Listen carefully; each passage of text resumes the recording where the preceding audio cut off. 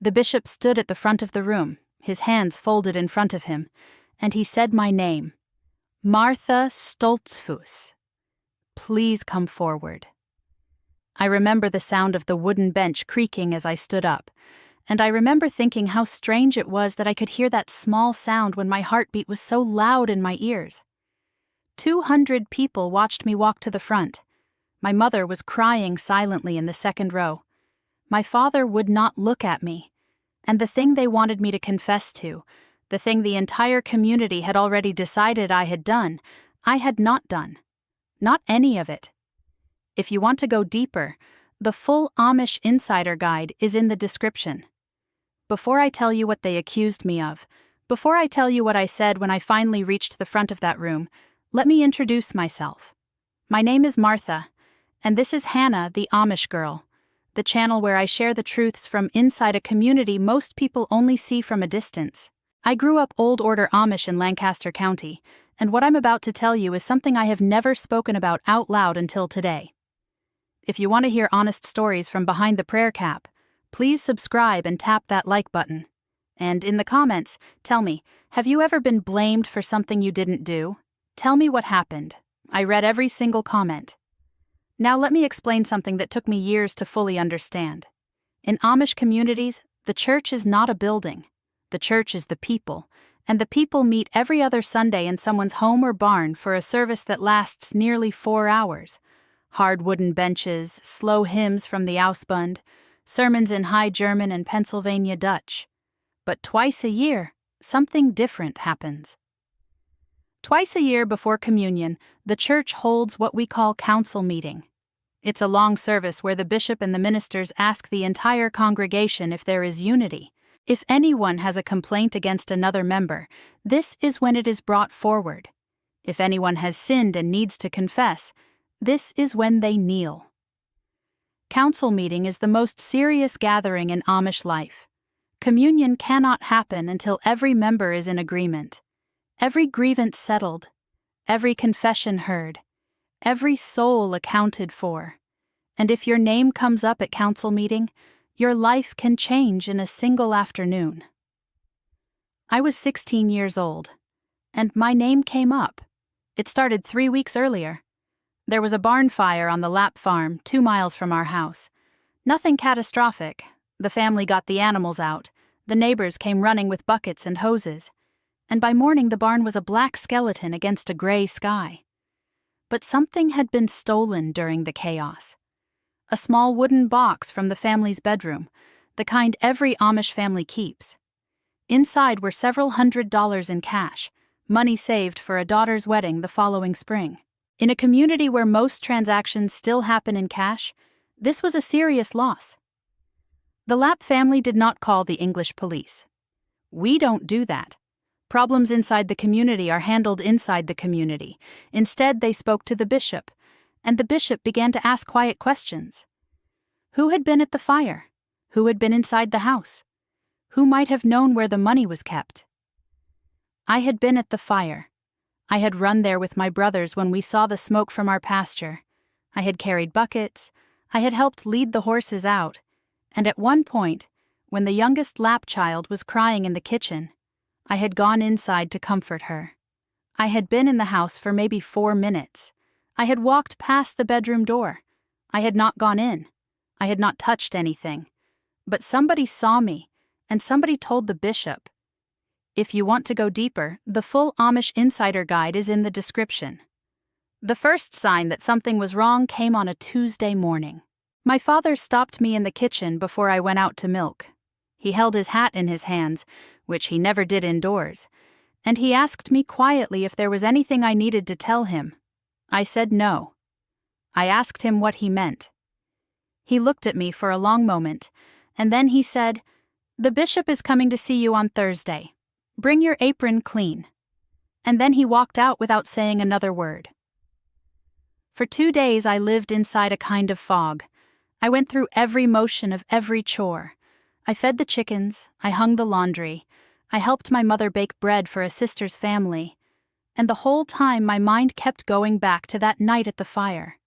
Had I done something wrong? Had I said something? Had I touched something I shouldn't have touched? I could not think of a single thing, and that somehow made the fear worse, because if I didn't know what I had done, how could I defend myself? The bishop came on Thursday afternoon with 2 ministers. They sat in our front room on the wooden chairs my grandfather had built. My mother served coffee with shaking hands. My father stood near the window, and I sat across from 3 of the most powerful men in our community. The bishop was a kind man. I want you to know that. He was not cruel. But the system he served was bigger than his kindness, and what he had to do that afternoon was bigger than him. He asked me about the fire. I told him everything. The buckets, the horses, the crying child, the 4 minutes inside the house. He asked me if I had gone into the bedroom. I said no. He asked me if I had seen anyone else go into the bedroom. I said no, I had been with the child the whole time. He asked me if I had taken anything from the lap home, anything at all, even something small I might have forgotten. I said no. He looked at me for a long time, the way my father had looked at me 2 days before. And then he said, "Martha, somebody saw you go upstairs." I felt the floor drop out from under me. I had not gone upstairs. I had stood in the kitchen with the youngest lap child until her aunt came to take her. Then I had walked back outside to help with the buckets. I had never been upstairs in that house, not that night, not ever. But somebody had said they had seen me, and in our community the word of a member who has been baptized carries weight that almost cannot be moved. I told the bishop that whoever said that was mistaken. I told him I would swear it on the Bible, on my mother's life, on anything he asked. He nodded slowly and said that swearing was forbidden by Scripture, and that he was not asking me to swear. He was asking me to confess. He said the matter would be brought before council meeting in 2 weeks. He said I should pray. He said I should examine my heart. He said sometimes the Lord brings forward sins we have buried, and that confession before the church is a gift, not a punishment. Then he stood, and the 3 of them walked out, and my mother sat down on the kitchen floor and wept.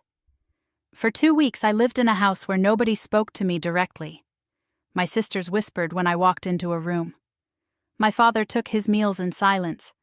My mother's eyes were red every morning when I came down for breakfast. Not because they believed I was guilty. I think now, looking back, that they did not know what to believe. But the bishop had spoken, and the community had begun to speak, and in our world, the speaking of the community has its own gravity. It pulls everything toward it. Friends I had grown up with stopped greeting me at the schoolhouse fence. A girl I had shared lunch with every Sunday for years walked past me at a wedding without lifting her eyes. My closest cousin came to me one evening in the garden and asked me very quietly if I had done it. I said no. She looked at me and said, "Then why did the bishop come?" And I had no answer for her, because in our community the bishop coming to your house was already an answer. If you want to go deeper, the full Amish Insider Guide is in the description. The Sunday of council meeting, I put on my black dress, the one we wore for funerals and serious church days. I pinned my prayer cap with hands that did not feel like my hands. I rode in the buggy beside my mother, and she did not speak the entire way. The service was held in the Baylor family's barn, cleaned and swept, the benches arranged in long rows, men on one side, women on the other, almost 200 people. Every adult member of our church district, people who had known me since I was born, people who had held me as a baby, people who had brought casseroles to my house when my grandmother died. The first 3 hours were normal service. Hymns, sermons, scripture, I could not hear any of it. My ears were ringing the whole time. Then the bishop stood and announced that there were matters of discipline to bring before the church. And he said my name, Martha Stoltzfus. Please come forward. I walked to the front of that barn on legs that did not feel like mine. I stood facing the congregation, and I saw 200 faces looking back at me. The bishop stood beside me. He spoke in Pennsylvania Dutch, and he laid out the accusation plainly. That money had been taken from the Lap home on the night of the fire. That a witness had placed me upstairs in the house. That I had been given 2 weeks to examine my conscience. And now, before the gathered church, I was being asked to confess. He turned to me and said, "Martha, will you kneel and confess?" And here is where my story becomes something I have carried for the rest of my life. I did not kneel. I stood there in front of 200 people, in front of my weeping mother, in front of my father whose face had gone white, in front of every person who had ever known me, and I said the only words I had. I said, I cannot confess to something I did not do. I said it in Pennsylvania Dutch, and my voice did not shake, which surprised me, because everything else in me was shaking. The barn went absolutely silent. I have never heard a silence like that before or since. 200 people not breathing. The bishop looked at me, and I think for the first time he saw a person and not a problem.